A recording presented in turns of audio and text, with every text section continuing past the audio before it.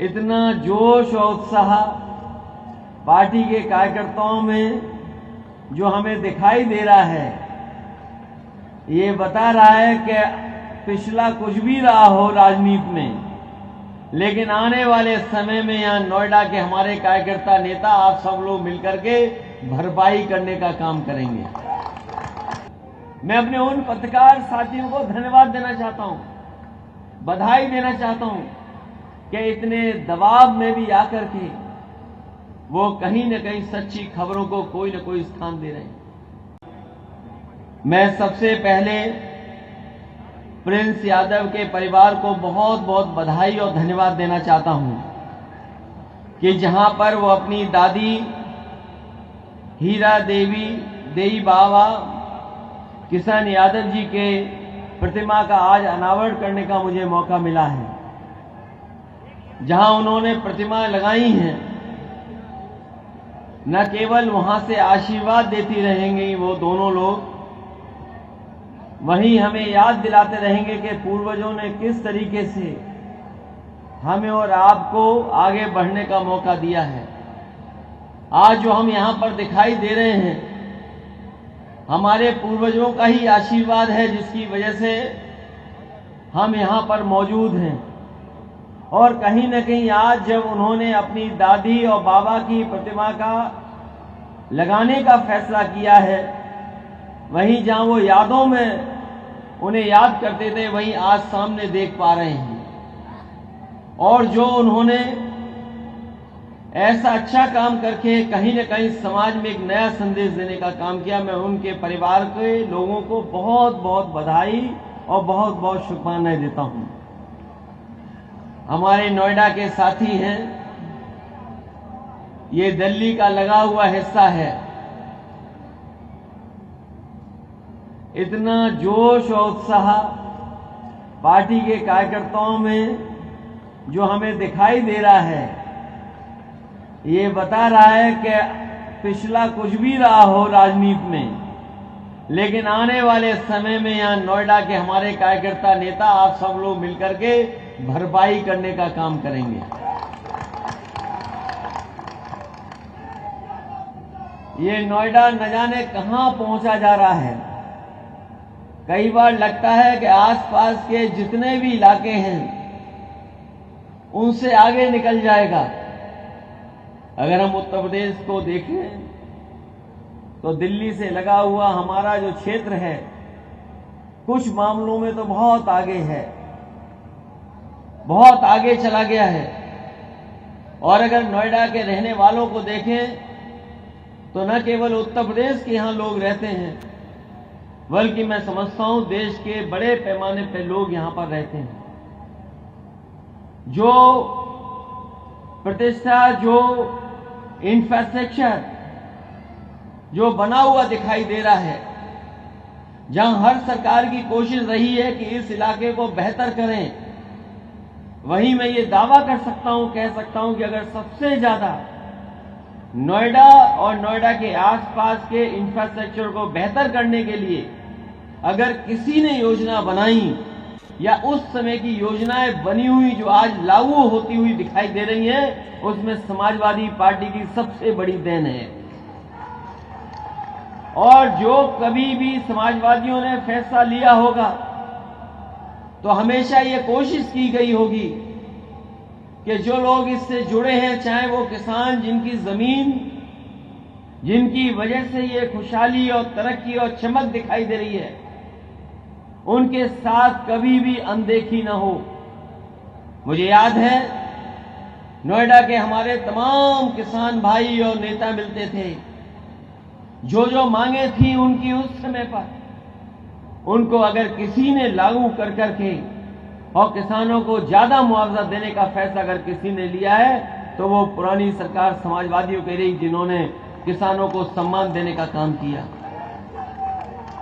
और इधर हम देख रहे हैं कि किसान आंदोलन कर रहा, धरने दे रहा, और अगर अपनी मांग लेकर के पहुंचा होगा तो सरकार ने अपनी ताकत लगा करके उस आंदोलन को कुचलने का काम किया। यहां हमें तमाम नौजवान दिखाई दे रहे हैं या किसान नेता, जो किसान नेता जुड़े हुए हैं वहीं ऐसे भी लोग हैं कभी कभी अपनी पीठ और हाथ दिखाते हैं कि लाठी देखो हम लोग खा करके आए हैं, लेकिन किसान के आंदोलन को हम लोग कम नहीं होने दे रहे, न उस आंदोलन को पीछे हटने दे रहे। जहां उत्तर प्रदेश में एक ही दल की सब सरकारें हैं, इतना धन दौलत पैसा बजट देने के बाद भी खबरें छपने से रोकी जा रही हैं, लेकिन उसके बावजूद भी हम लोगों को खबरें मिल रही हैं, पढ़ने को मिल रहा है। मैं अपने उन पत्रकार साथियों को धन्यवाद देना चाहता हूं, बधाई देना चाहता हूं कि इतने दबाव में भी आकर के वो कहीं न कहीं सच्ची खबरों को कोई न कोई स्थान दे रहे हैं। इसलिए साथियों मैं आपसे कहना चाहता हूं, आज सुबह जो किताब का विमोचन मुझे करना था, विमोचन करके मैं आपके बीच पहुंचा हूं। ये हमारी कमी रही ऑफिस की, जिसके कारण एक ही दिन 2 कार्यक्रम हो गए, जिसके कारण मैं आपके बीच में बहुत देर से पहुंचा। अगर वो कार्यक्रम न होता तो शायद मैं आपके बीच में और प्रिंस यादव के कहने पर आपके सामने पहले ही हम लोग आगे होते। लेकिन उसके बावजूद भी जहां शाम हो गई है, दूर दूर से लोग आए हैं और इतनी बड़ी संख्या में अभी भी मौजूद हैं। मुझे भरोसा है कि आने वाले समय में जो समाजवादी रास्ता है उसको आप लोग मजबूत करेंगे। जिस तरह की चुनौतियां देश के सामने दिखाई दे रही हैं, आज न किसान की सुनवाई हो रही है, हमारे नौजवान पढ़ लिख करके डिग्री हासिल कर करके कि कोई भी पढ़ाई कर ले, लेकिन आज उनके सामने नौकरी और रोजगार का संकट है। जहां सरकार दावा करती है कि इन्वेस्टमेंट हम लोग ला रहे हैं, इन्वेस्टमेंट मीट के बहाने उद्योगपति और कारोबार ला रहे हैं, लेकिन सच्चाई ये है कि जितने एमओयू साइन हुए हैं उन एमओयू का 10% भी अभी जमीन पर नहीं पहुंचा है। दिखाने को तो सरकार ने बड़े बड़े सपने दिखाए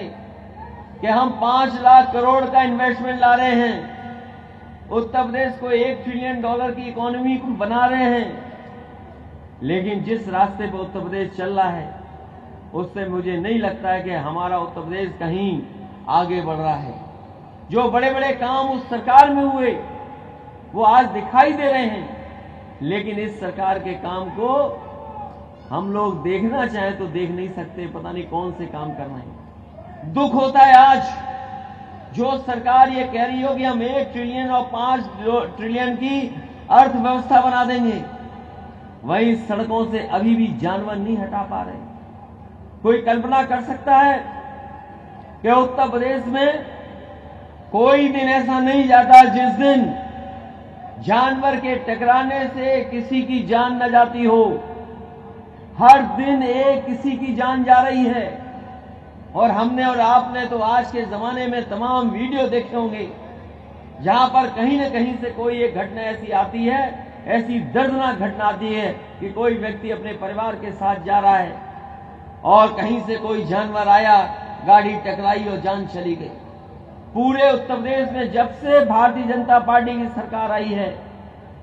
कोई न कोई जगह घटना हो रही और कम से कम एक व्यक्ति डेली जान खो रहा है केवल जानवर की वजह से,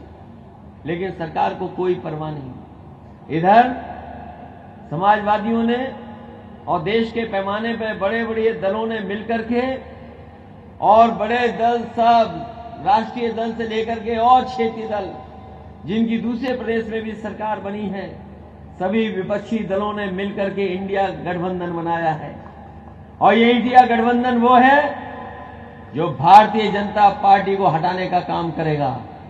और इसके साथ साथ समाजवादियों ने जो रणनीति दी है पीडीए की, हमें उम्मीद है कि इंडिया का साथ पीडीए का साथ होगा इंडिया के साथ, और इनका हम मुकाबला कर करके एनडीए को पीडीए ही हराएगा, जो हमारी रणनीति है इंडिया गठबंधन में। इसलिए जहां नोएडा पीछे रह जाता है, मुझे पूरा भरोसा है नोएडा इस बार पीछे नहीं रहेगा। नोएडा और दूसरी जगह जिस तरीके से पार्टी अपनी ऊंचाइयों पर पहुंच रही है, यहां के भी नेता कार्यकर्ता मिलकर के और समीकरण बना करके इस भारतीय जनता पार्टी का मुकाबला करने का काम करेंगे। यहां नोएडा में लोग जो हैं, हमारे समाजवादी साथी हैं, वो भी जाति जनगणना चाहते होंगे। बताओ, आप लोग जाति जनगणना चाहते हो कि नहीं चाहते हो?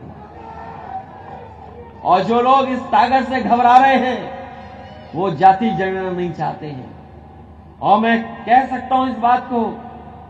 अगर कोई समाज को जोड़ने का काम करेगा